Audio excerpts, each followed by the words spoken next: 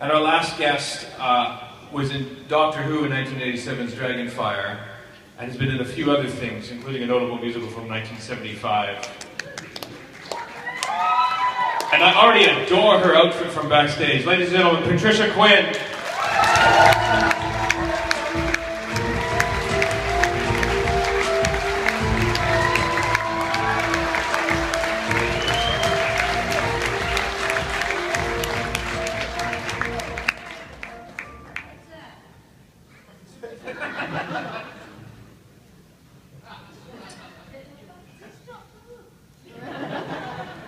I think so.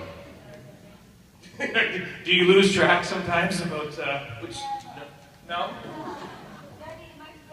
Thank you. Yes. Is this an interview for the radio? Kind of. Okay. Yes. Is that okay? I think so. I see. I enjoy the radio.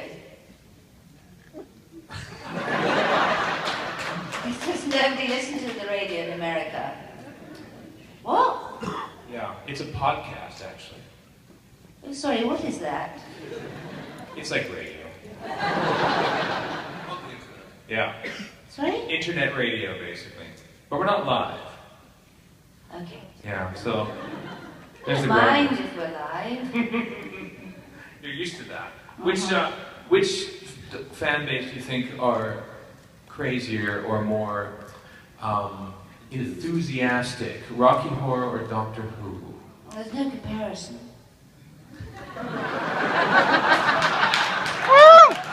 I'm sorry, comparisons are odious. It's chalk and cheese. Next question.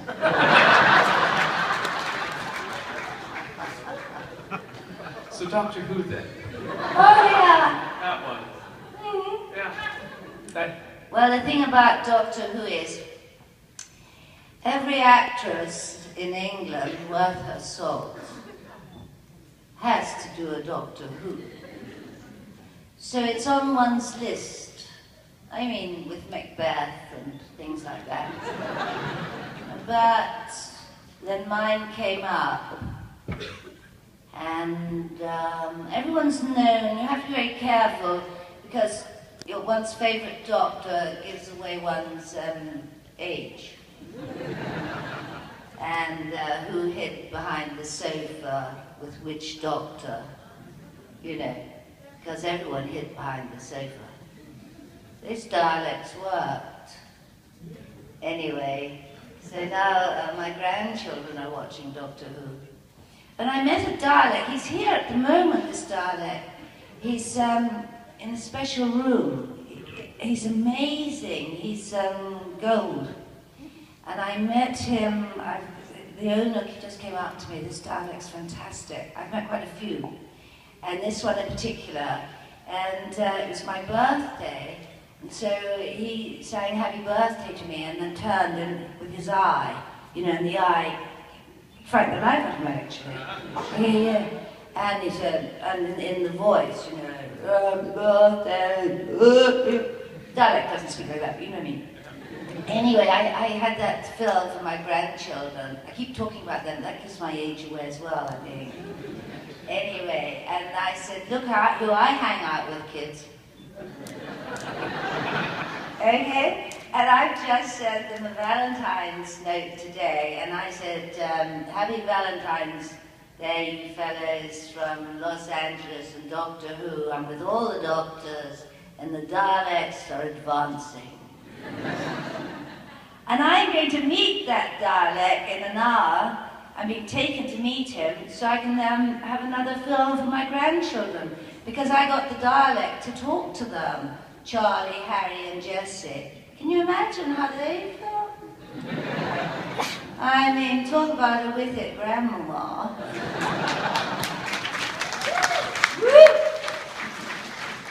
So the grandchildren are more impressed by Doctor Who than, say, Rocky Horror, or I, Claudius, or something like that, I'm assuming. No. No. Absolutely not. The silly thing is that my son, Quinn Hawkins, and Lioness O'Brien, Richard O'Brien's son, were brought up on the set of Rocky Horror. you know, they were on the film set. And they were like 5 years of age or whatever. We're all running around doing what we do. They were hanging out, like kids do, factors. And then I remember Susan Sarandon saying on a show, she didn't let her daughter see it till she was 14, and one thought, what's the matter with her? I don't understand. And then this, you know, politically correct generation, that's become my son and others, wouldn't let my grandchildren see it. And I just opened it at the Royal Albert Hall last November for its 40th birthday. So it was an extraordinary event, because it is now the longest running film in cinema history. And the reason we've made history is people said to me, but what about Gone with the Wind? And I said, that went. But we are history, we're history, because we have never left the cinema, ever, and no film has ever done that. It is astonishing. I mean, that one gave me goosebumps, you know. So there I'm at the Albert Hall, and I want Charlie, my eldest grandson, to come to see his grandmama, Pat, on the stage opening the film for 6,000 people at the Royal Albert Hall. And his parents said he was too young. Isn't that shocking? And Charlie came up to me a few weeks ago and said, Pat. I said, yes. He calls me Pat. And yeah, he said, I've seen it. I said, sorry? He said, I've seen it. I said, seen what? He said, Rocky Horror.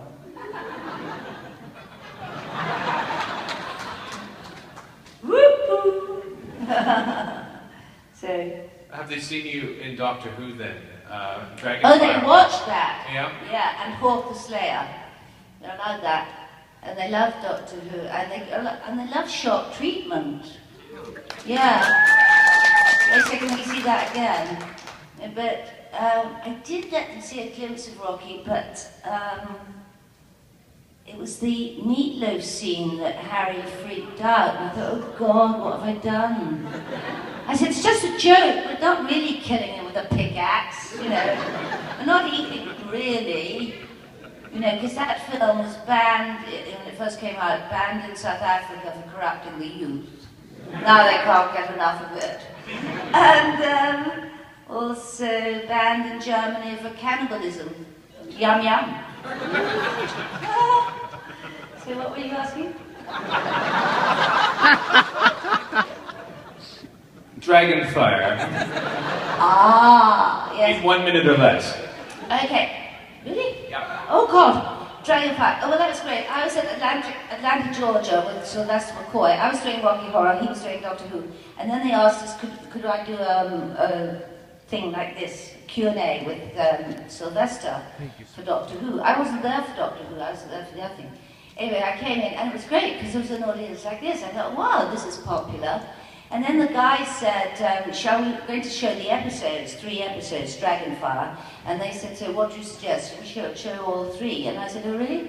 And I said, well, maybe what, 1, maybe 2, 1, 2. I said, we don't want to bore people to death. And it was like, I mean, someone said to me yesterday, but we like Doctor Who. I thought, oh, I know. Shit. And then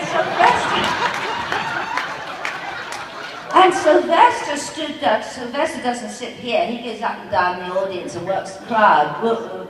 Anyway, I've known him since I was 17. I know Sylvester very well. Anyway, so Sylvester said, she just wants it to episode 2 because she's dead in episode 2 and isn't in 3. I'd forgotten that.